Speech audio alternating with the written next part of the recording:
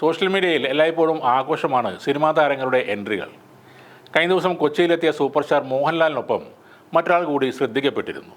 Super താരത്തിന് വഴിയൊരുക്കുന്ന ഒരു body guard. Black ടീഷർട്ടും ജീൻസും ഷൂസും ധരിച്ച ഒരു വനിതാ ബൗൺസറായിരുന്നു അത്.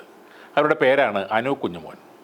മോഹൻലാൽ പങ്കെടുത്ത ചടങ്ങിൻ്റെ ശ്രദ്ധാകേന്ദ്രമായി മാറിയിരുന്നു അന്ന് അനു കുഞ്ഞുമോൻ എന്ന 37-കാരി.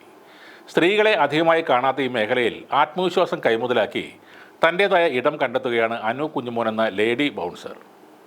ബൗൺസേഴ്സ് പ്രൊഫഷൻ പുരുഷന്മാരുടെ മാത്രം കുത്തകയാണെന്ന ധാരണ പൊളിച്ചെഴുതുകയാണ് അനു.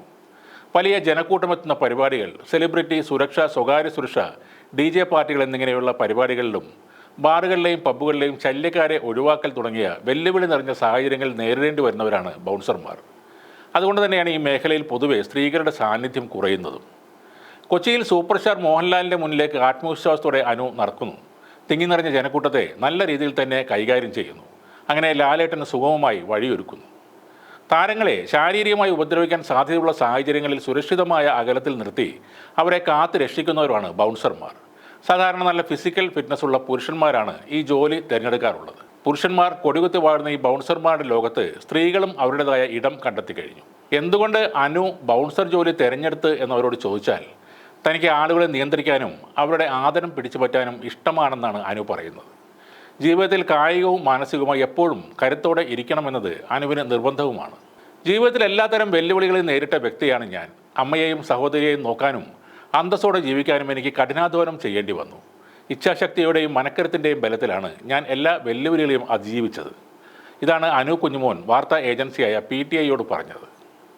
ഒരു നല്ല ഫോട്ടോഗ്രാഫറായ അനു സിനിമാ പ്രൊമോഷണൽ പരിപാടികൾ ഫോട്ടോകൾ എടുത്തിരുന്നു. അങ്ങനെയുള്ള ഒരു സെലിബ്രിറ്റി പരിപാടിയിൽ പങ്കെടുക്കുമ്പോൾ ഒരു പുരുഷ ബൗൺസറുമായി ഒന്ന് കോർക്കേണ്ടി വന്നു. പരിപാടിയുടെ ചിത്രങ്ങൾ ഷൂട്ട് ചെയ്യുന്നതിനിടെ ഒരു ബൗൺസർ എന്നെ പിടിച്ച് തള്ളി. ആ പെരുമാറ്റം എനിക്ക് ഇഷ്ടപ്പെട്ടില്ല. ഞാൻ തിരിച്ചൊരു തള്ളു കൊടുത്തപ്പോൾ അയാൾ നിലത്ത് വീണു. പിന്നീട് ആ പരിപാടിക്ക് ബൗൺസർമാരെ അയച്ചിരുന്ന ഏജൻസിയെ വിളിച്ച് എന്തുകൊണ്ട് നിങ്ങൾ വനിതാ ബൗൺസർമാരെ ജോലിക്ക് എടുക്കുന്നില്ലെന്ന് ചോദിച്ചു. വനിതാ ബൗൺസറായി ജോലി ചെയ്യാനുള്ള താല്പര്യവും അറിയിച്ചു എന്നാണ് അനു പറയുന്നത്. കൊച്ചിക്കാരിയായ അനു സെലിബ്രിറ്റി പരിപാടികളിലും പബ്ബ് പാർട്ടികളിലും വനിതാ സെലിബ്രിറ്റികളുടെയും ബിസിനസ്സുകാരുടെയും അംഗരക്ഷകയായും ജോലി ചെയ്തിട്ടുണ്ട്. ആൾക്കൂട്ടത്തെ കൈകാര്യം ചെയ്യുന്നതിൽ ഇതുവരെ ബുദ്ധിമുട്ടുണ്ടായിട്ടില്ല. കുഴപ്പക്കാരായ പുരുഷന്മാരെയും സ്ത്രീകളെയും ട്രാൻസ്ജെൻഡറുകളെയും എല്ലാം പല സാഹചര്യങ്ങളിലും കൈകാര്യം ചെയ്യേണ്ടി വന്നിട്ടുണ്ട്.